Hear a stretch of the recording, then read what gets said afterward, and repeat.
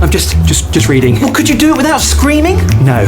We have a strict silence policy. Oh, I see. Yes, so you discriminate against the echolocating community, do you? What, you'd rather I just keep my mouth shut and be basically blind? They were experiencing the joys of literature. Well, no, but could you maybe echolocate a little bit quieter, please? Oh, I'll try. No, you see, I'm just getting your word coming through now. Do you mind if I'm almost at the end of a chapter, so... if you must. Oh, great. Wow, I did not expect that twist. Sorry, I've just got to see how this ends. Forget it.